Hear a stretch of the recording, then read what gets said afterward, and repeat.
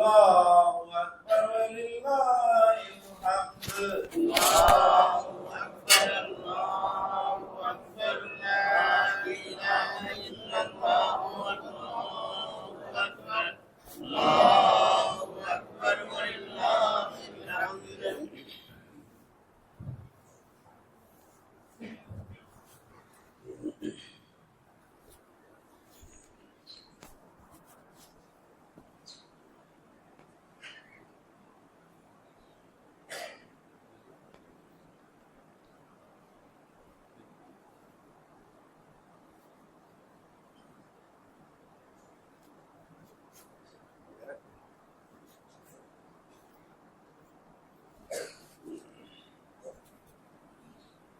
السلام عليكم ورحمة الله وبركاته.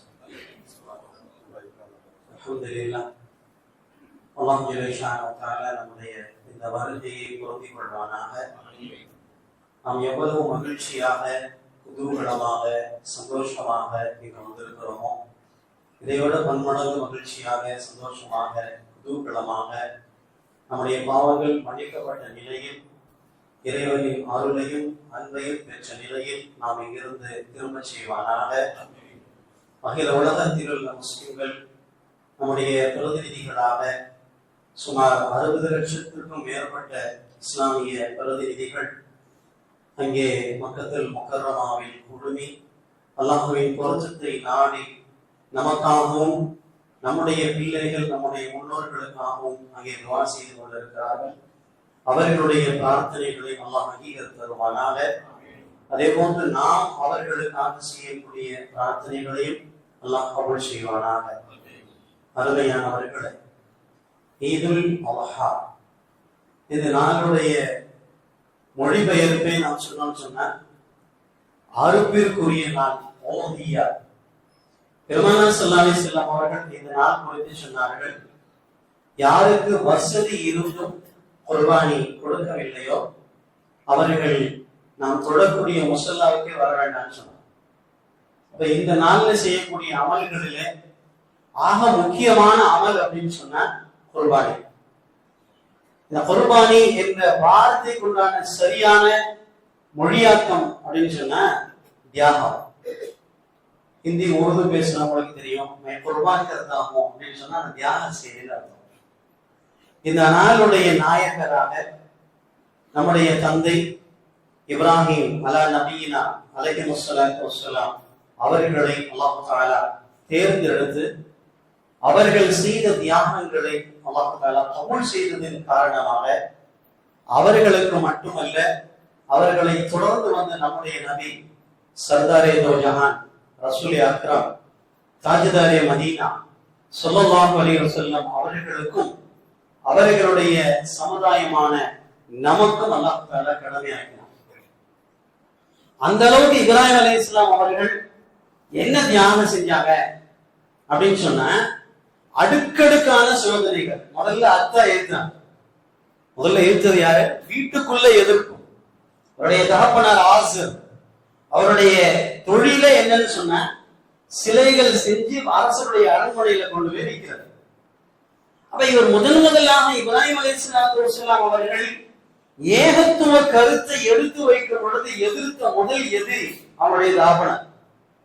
அப்ப நம்முடைய தகப்பனார் முப்பாட்டது எல்லாம் செஞ்சுக்கிட்டு இருந்த அந்த வணக்க வழிபாடு நீ எதிர்க்கிறாயா என்று சொன்னார்கள்.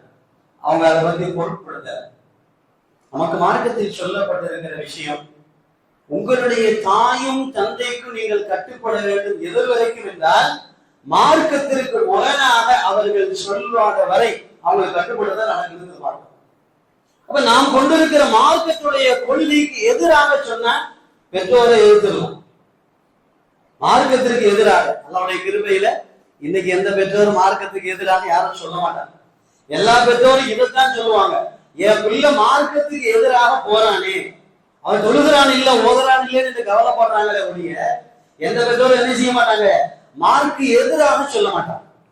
ஹஜ்ரத் இப்ராஹிம் அலைஹிஸ்ஸலாம் அவர்கள் ஏகத்துவத்தில் இருந்தார்கள், அவருடைய தகப்பனார் ஏகத்துவத்துக்கு எதிராக இருந்தார். அப்ப முதல் எதிர்ப்பு தன்னுடைய தந்தை, அதுக்கு அடுத்து வீதியில உள்ளவங்க. கொஞ்சம் கொஞ்சமாக எந்த அளவுக்கு வந்துச்சுன்னு சொன்னா நாடே அவர்களுக்கு எதிராக திரும்பியது. நாட்டு மன்னன் அவர்களுக்கு எதிராக திரும்பினார். அவர்கள் மீது குற்றப்பத்திரிகை தாக்கல் செய்யப்பட்டு இவர்கள் மரண தண்டனை கொடுப்பதற்கு தகுதியானவர்கள் என்று ஒட்டுமொத்த நாட்டு மக்களும் தேர்ந்தெடுத்து இவர்களை நெருப்பு குண்டத்தில் போடுற அளவுக்கு வந்தாங்க. நமக்கு எல்லாம் தெரியும்.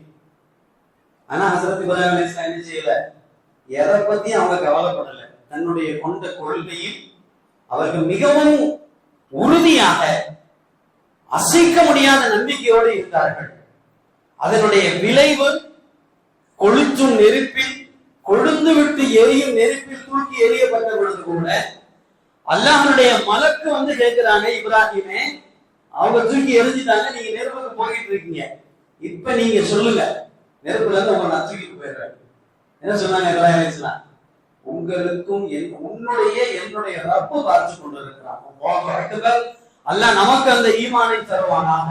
ரொம்ப பலகீனமா இருக்க ஈமான், சின்ன சின்ன விஷயத்திலாம் ஈமான விட்டுருவோம்.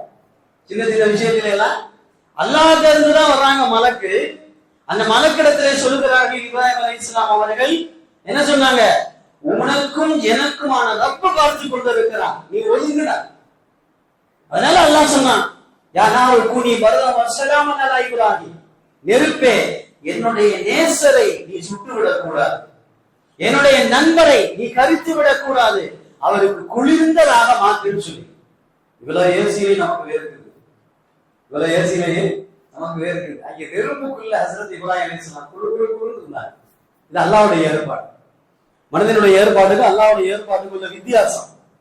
அல்லாஹ்வுடைய ஏற்பாடு வெளியிலிருந்து பார்ப்பவர்கள் இப்ராஹிம் எரிந்து கொண்டிருக்கிறார் என்று பார்த்தார்கள். இப்ராஹிம் அலைஹிஸ்ஸலாம் வாழ்க்கையில பின்னால சொன்னாங்க, என்னுடைய வாழ்நாளையே ரொம்ப குளுமையா இருந்தது அந்த நெருப்புக்குள்ள இருந்ததாக தான் சொன்னாங்க. அதோடைய ஏற்பாடு. அல்லாஹ் அப்படிப்பட்ட ஈமானை நமக்கு நசீபாக்குவானாக. அதுக்கு அடுத்து பார்க்கிறோம், அவர்களுக்கு சுமார் 86 வயசு, அது வரைக்கும் பிள்ளை இல்லை. 86 வயதில் அவர்களுக்கு கொடுக்கப்பட்ட குழந்தையை நீங்க வச்சுக்கிற கூடாதுன்னு அல்லாஹ் சொல்றான். அல்லாஹ் சொன்னா முடிஞ்சு போச்சு. அல்லாஹ் சொன்னா முடிஞ்சு போச்சு. அறுப்பதற்கு துணிந்தார்கள். அல்லாஹ் அந்த தியாகத்தை கபூல் செய்து இஸ்மாயிலுக்கு பகரமாக ஆட்டுக்குட்டியை கொடுத்து அறுக்க சொன்னான். சரி, இங்க முக்கியமா கவனிக்க வேண்டிய விஷயம், இன்னைக்கு நாம குர்பானி கொடுக்க போறோம். குர்பானி கொடுக்கும் போது என்னுடைய உள்ளத்தில் என்ன நாடுகிறேன், நானும் என் பிள்ளையும் அல்லாஹ்வுக்காக வேண்டி என்ன செய்யறோம், அறுத்து பலியாக சொன்னால் நாங்கள் தயார் என்று சொல்லுவோம். அதுக்காக வேண்டிதான் குர்பானி கொடுக்கிற பிராணிகளை வாங்கும் போது நீங்க விடாத்திரமானதா வாங்கி பாருங்க. குர்பானி கொடுக்கக்கூடிய பிராணி நாளை மறுமையில் சிராத்துல் முஸ்தகீம் பாலத்தில் உங்களை தூக்கி சுமக்கும். அந்த அளவுக்கு வெயிட்டா நீங்க வாங்குங்கன்னு சொன்னாங்க. இது எல்லாம் உட்கார்ந்து பார்த்து வாங்குவாங்க. குர்பானி கிடாய் என்ன செய்வாங்க, நான் பார்த்திருக்கேன்.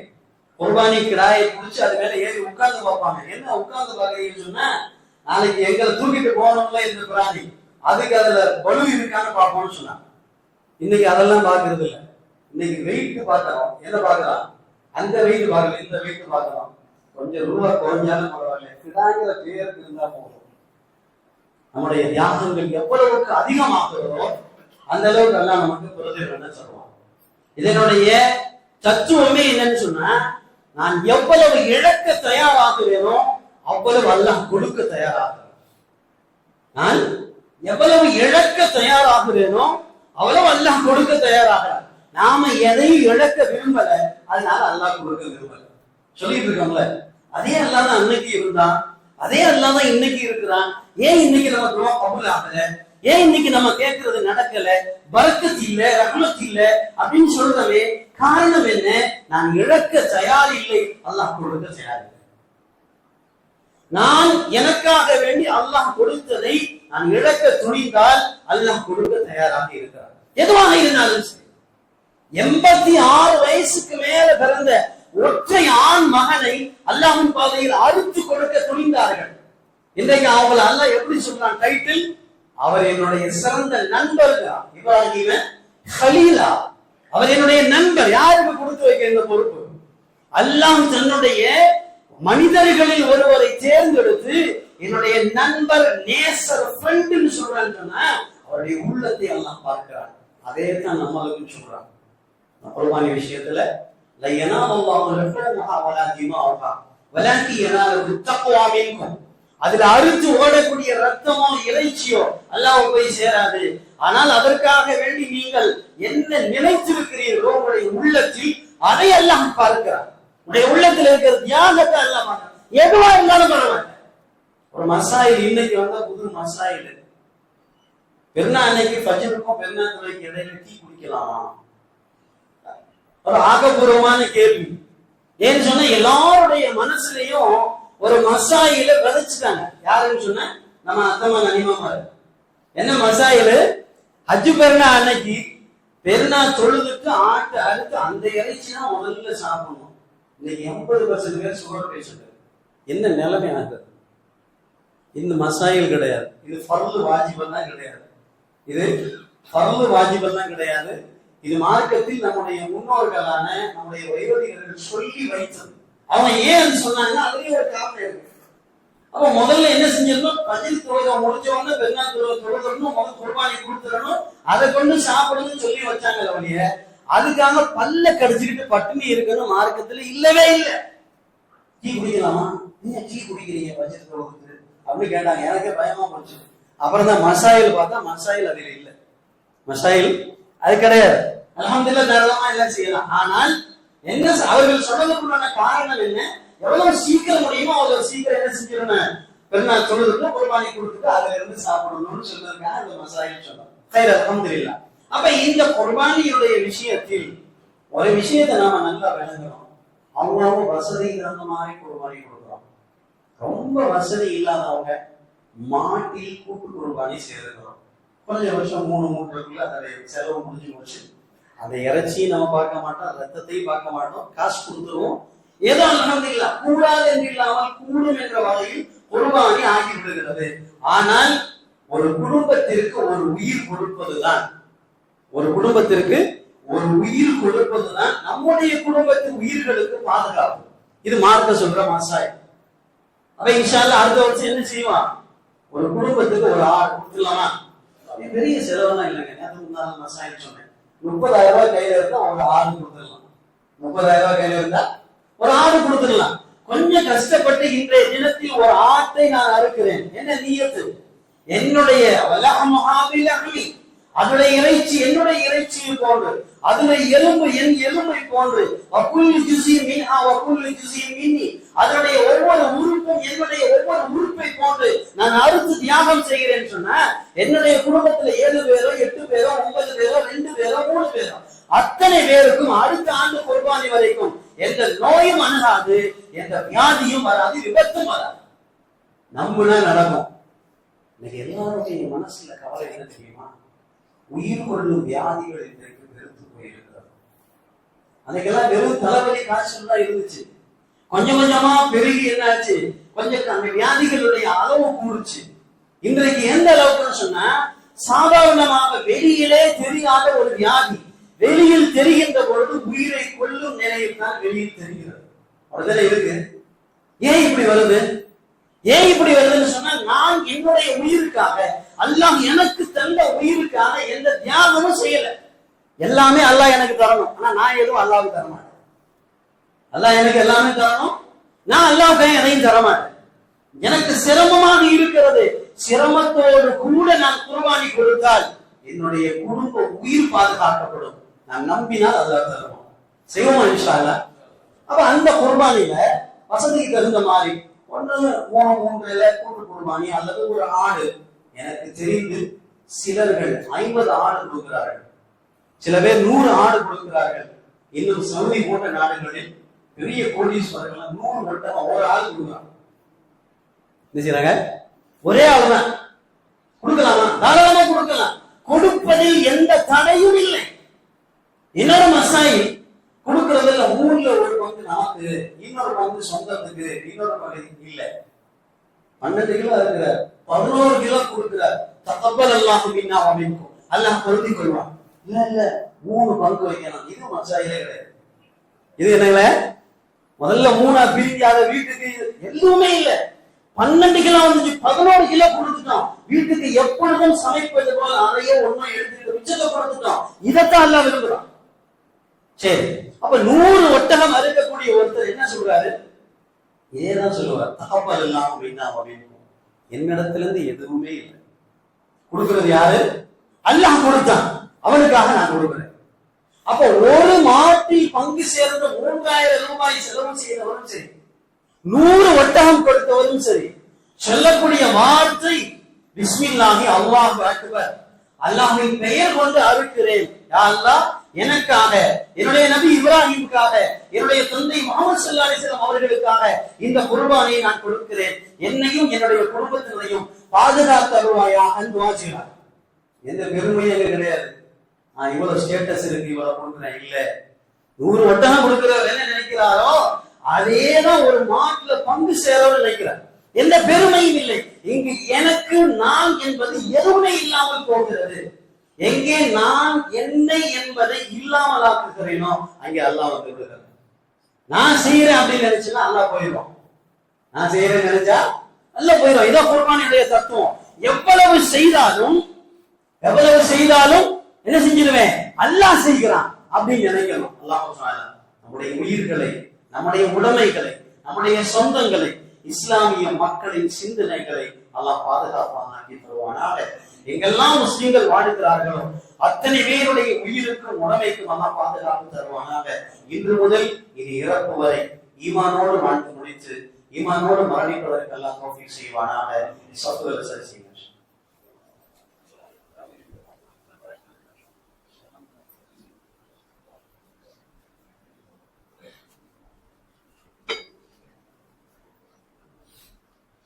குதிகாலுக்கு இதற்கு ஆடைகளை உயர்த்தியங்க.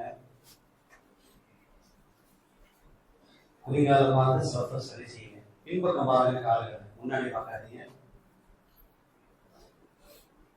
கடைசியில சப்பு சரியாச்சுன்னா சொல்லுங்க.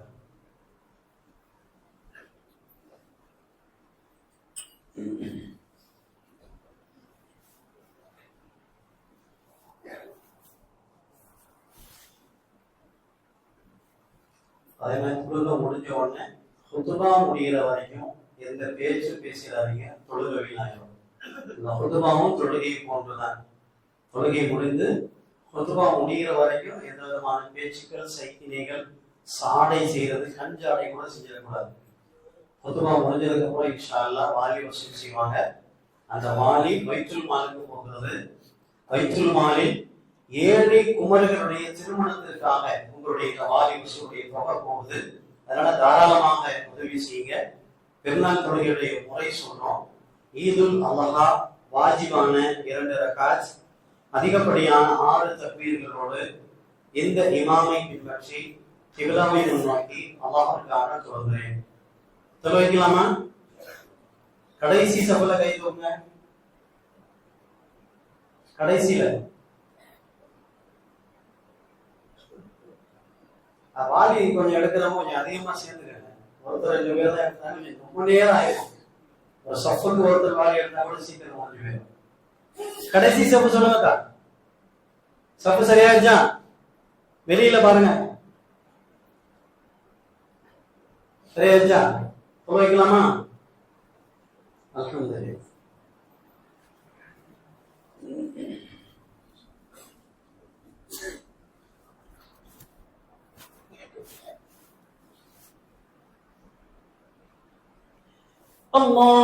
அல்லாஹு Akbar.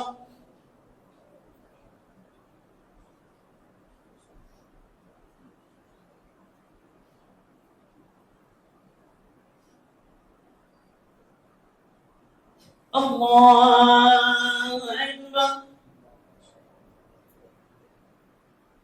Allahu Akbar. Allahu Akbar. Alhamdulillahi Rabbil Alamin. Ar-Rahmanir Rahim. Maliki Yawmiddin. إياك نعبد وإياك نستعين اهدنا الصراط المستقيم صراط الذين أنعمت عليهم غير المغضوب عليهم ولا الضالين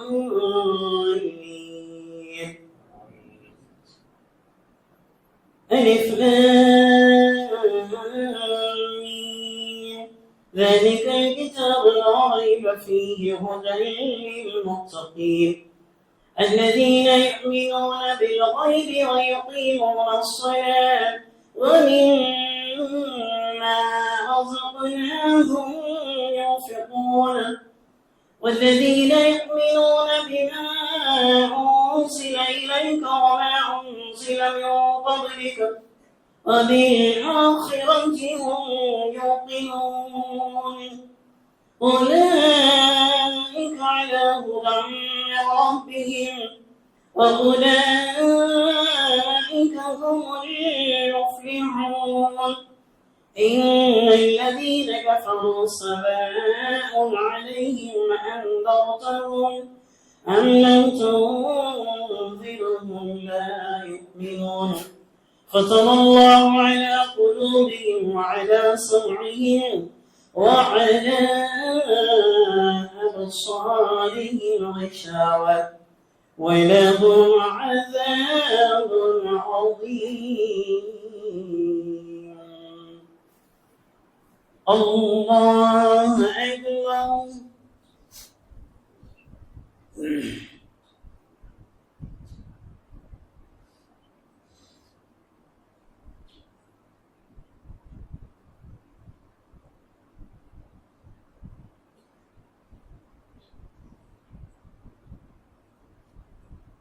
سمع الله لمن حمده. الله أكبر.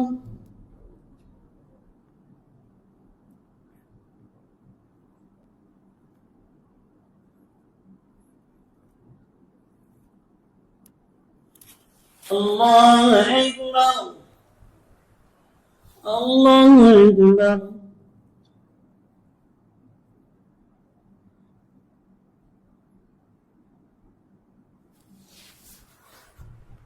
الله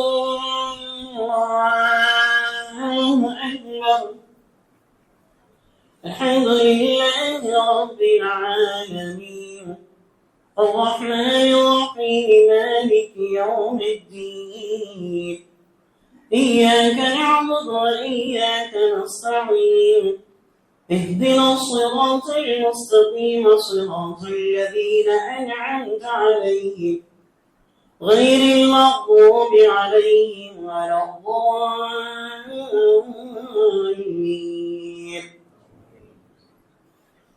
إن الصفا والمروة من شعائر الله فمن حج البيت واعتمر فلا جناح عليه أن يطوف بهما ومن تطوع خيرا فإن الله شاكر عليم. إن الذين يكتمون ما أنزلنا من البينات والهدى من بعد ما بيناه للناس في الكتاب أولئك يلعنهم الله ويلعنهم اللاعنون إلا الذين تابوا وأصلحوا وبينوا فأولئك أتوب عليهم وأنا التواب الرحيم. الله أكبر. الله أكبر. الله أكبر. الله أكبر.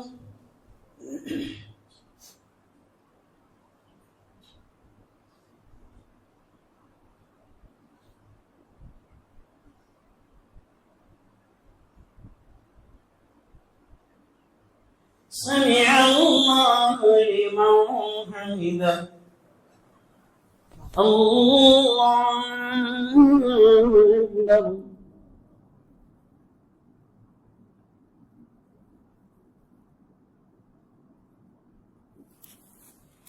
الله أكبر. الله أكبر.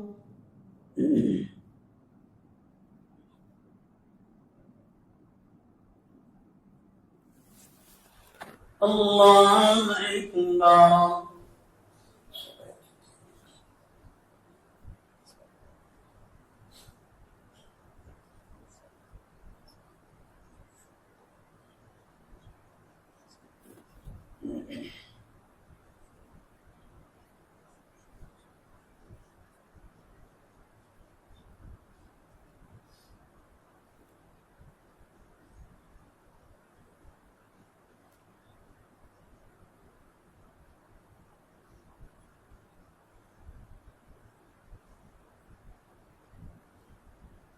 السلام عليكم ورحمة الله.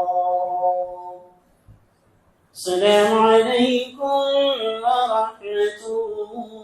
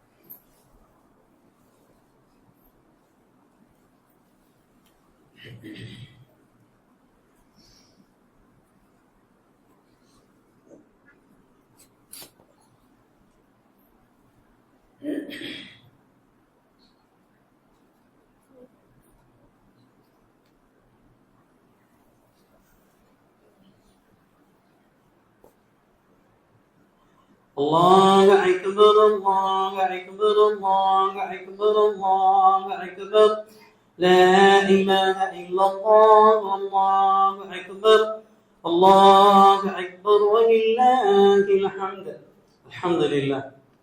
الحمد لله الذي جعل لكل أمة منسكا لذكر اسم الله على ما رزقهم من بهيمة الأنعام وعلم التوحيد وأمرنا بالإسلام. الله أكبر الله أكبر. لا إله إلا الله والله أكبر. الله أكبر ولله الحمد. أشهد أن لا إله إلا الله وحده لا شريك له وأشهد أن سيدنا ونبينا مولانا محمد عبده ورسوله الذي هدانا إلى دار السلام. صلى الله على آله وأصحابه الذين قاموا بإقامة الأحكام وبذلوا أنفسهم وأموالهم في سبيل الله فيا لهم من كرام وسلم تسليما كثيرا. أما بعد فاعلموا أن يومكم هذا يوم عيد شرع لكم ما فيه مع أعمال وخرقت سبقت في الخطبة قبل هذا العشر ذبح الأضحية بالإخلاص وصدق النية. وبين نبيه وصفيه صلى الله عليه وسلم وجوبها وفضائلها ودون علماء أمتي من سننه في كتبه الفقه ومسائلها. الله أكبر الله أكبر. لا إله إلا الله والله أكبر.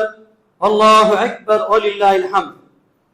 قال عليه الصلاة والسلام ما عمل ابن آدم من عمل يوم النهر أحب إلى الله من إحراق الدم وإنه ليأتي يوم القيامة بقرونها وأشعارها وعللافها وإن الدم ليقوم من الله بمكان قبل أن يقابل الأرض فطيبوا بها نفسا.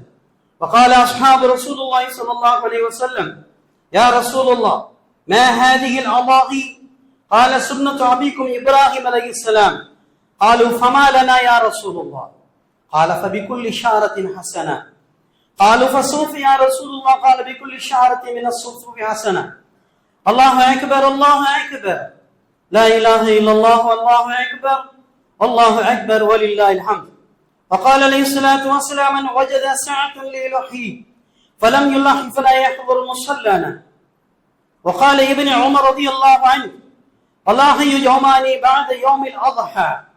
وعن علي مثل وهذا بعض من فضائل وتعلموا من العلماء.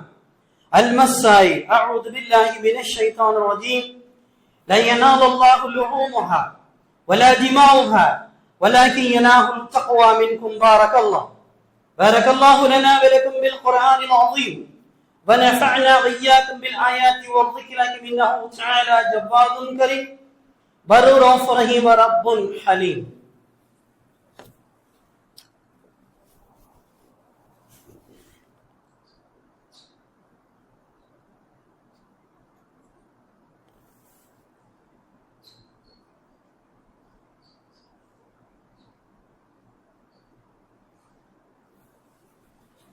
الله أكبر الله أكبر الله أكبر الله أكبر الله أكبر لا إله إلا الله الله أكبر الله أكبر ولله الحمد. الحمد لله الحمد لله الذي نحمده ونستعينه ونستغفره ونؤمن به ونتوكل عليه ونعوذ بالله من شرور أنفسنا ومن سيئات أعمالنا من يهد الله فلا مضل له ومن يضلله فلا هادي له. أشهد أن لا إله إلا الله وحده لا شريك له وأشهد أن سيدنا ونبينا مولانا محمد عبده ورسوله. قال الله تبارك وتعالى في شان حبيبه تشريفا وتعظيما إن الله وملائكته يصلون على النبي يا أيها الذين آمنوا صلوا عليه وسلموا تسليما. الله أكبر الله أكبر لا إله إلا الله والله أكبر الله أكبر ولله الحمد. وعلى أبو بكر الصديق وعن عمر بن الخطاب وعن عثمان بن عفان وعن علي بن أبي طالب رضي الله عنهم وعلى السائر صحابة رضوان الله تعالى عليهم أجمعين. اللهم أعز الإسلام والمسلمين اللهم أعز الإسلام والمسلمين اللهم أعز الإسلام والمسلمين اللهم أذل الشرك والمنافقين والمشركين. اللهم اغفر للمؤمنين والمؤمنات والمسلمين والمسلمات إنك قريب مجيب الدعوات برحمتك يا أرحم الراحمين والحمد لله رب العالمين. أعوذ بالله من الشيطان الرجيم.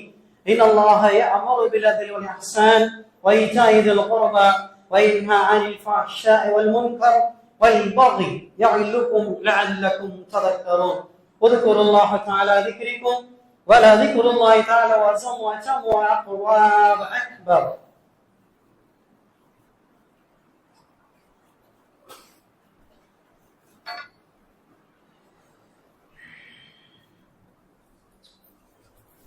வாலிபர் சொல்வேன் மற்றவங்க இஸ்திக்ஃபார் செய்யணும். ஸல்லல்லாஹு அலைஹி வஸல்லம்.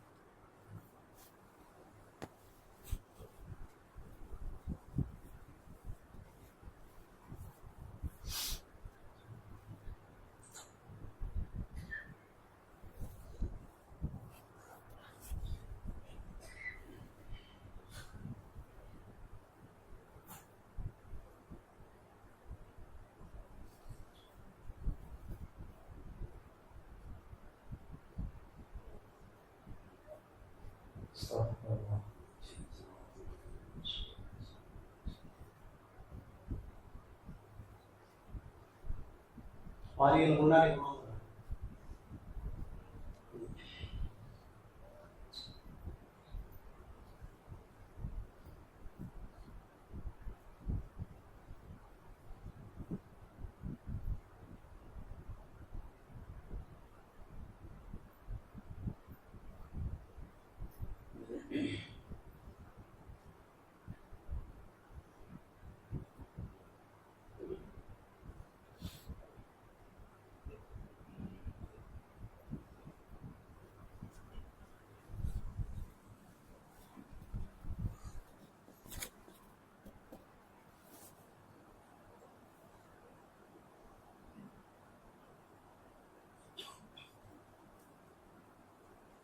எல்லாம் வரையும் வந்துருச்சா?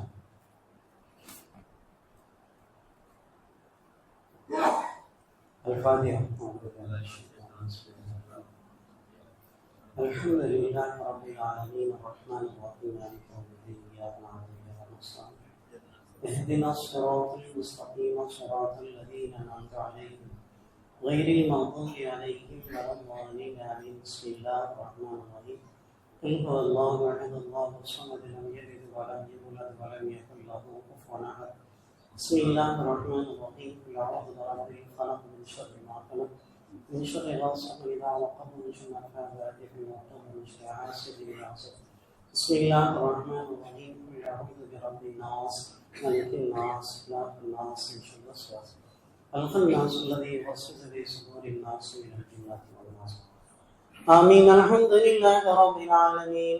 اللهم صل على سيدنا محمد وعلى آل سيدنا محمد وبارك وسلم عليه. اللهم اغفر لنا ذنوبنا خطايانا كلها يا رب العالمين. اللهم إنك عفو كريم تحب العفو عنا يا كريم يا رحيم يا الله. ربنا ظلمنا أنفسنا فإن لم تغفر لنا وترحمنا لنكونن من الخاسرين. اللهم حبب إلينا الإيمان وزينه في قلوبنا وكره إلينا الكفر والفسوق والعصيان.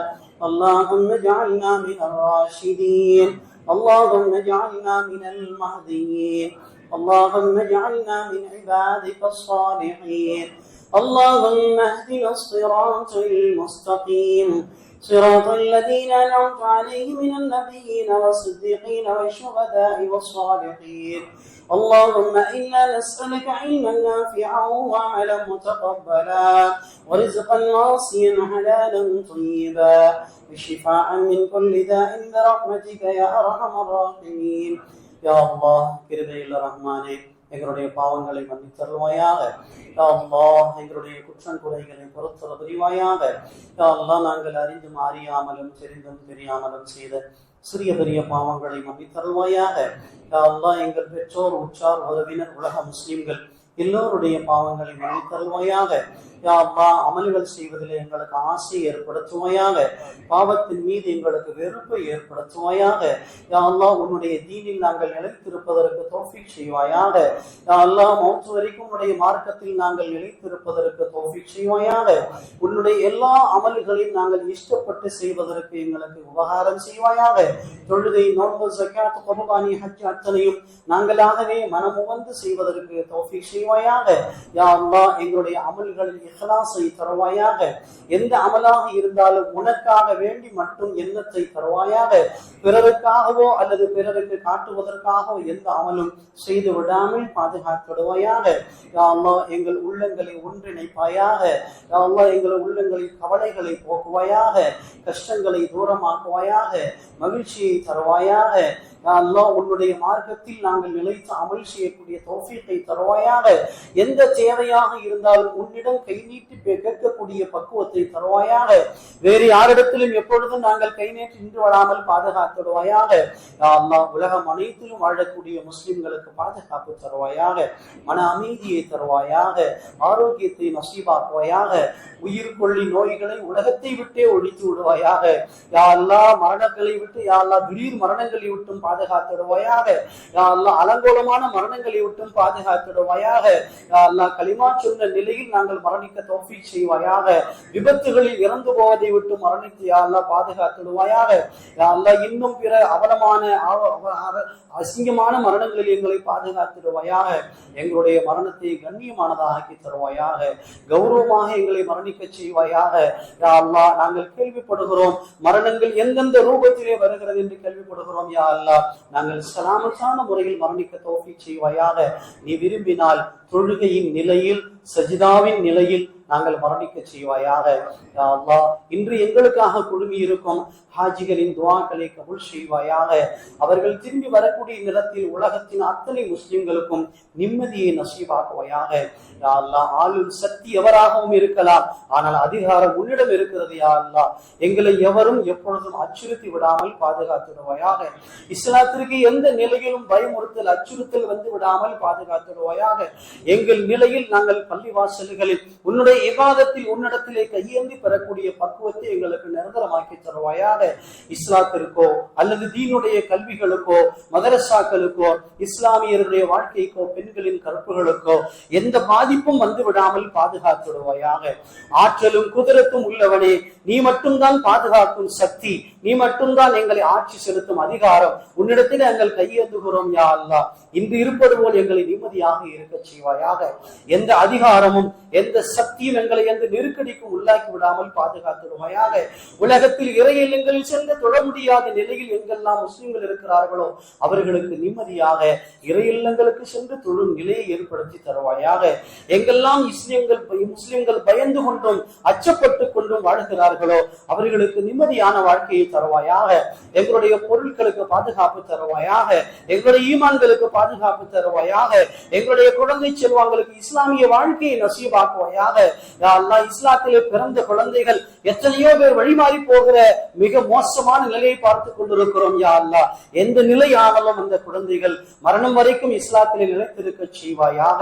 எந்த காரணத்தை கொண்டும் இஸ்லாத்திலே பிறந்த எவரும் இஸ்லாத்தை விட்டு வெளியேறி விடாமல் பாதுகாத்துடுவாயாக. இந்த நல்ல நாளில் எங்களுடைய அமல்களை கபூல் செய்வாயாக. எங்களுடைய குர்பானிகளை கபூல் செய்வாயாக. அதற்கு பகரமாக எங்களுடைய உயிர்களை, எங்கள் குழந்தைகளின் உயிர்களை, எங்களுடைய குடும்ப உறுப்பினர் உயிர்களை எந்த சேதாரம் இல்லாமல் பாதுகாத்துடுவாயாக. யா அல்லாஹ், இந்த நல்ல நாளில் உன்னிடத்தில் நாங்கள் கையேந்துகிறோம் யா அல்லாஹ்.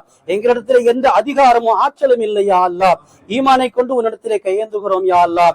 எங்களுடைய துஆக்களை நிரப்பமாக நிறைவாக கபூல் செய்தல் புரிவாயாக. யா அல்லாஹ், எங்களுடைய மறுமையை வெற்றியாக்கி தருவாயாக. எங்களுடைய நரகத்தை விட்டும் பாதுகாத்துடுவாயாக. சொர்க்கத்தை வாஜிபாக்குவாயாக. யா அல்லாஹ், இந்த துஆவை நீ கபூல் செய்து கொள்வாயாக. ربنا آتنا في الدنيا حسنة وفي الآخرة حسنة وقنا عذاب النار. صلى الله وسلم على سيدنا محمد وعلى آله وصحبه أجمعين. الحمد لله رب العالمين. صلى الله على محمد صلى الله عليه وسلم. صلى الله على محمد صلى الله عليه وسلم. صلى الله على محمد. السلام عليكم.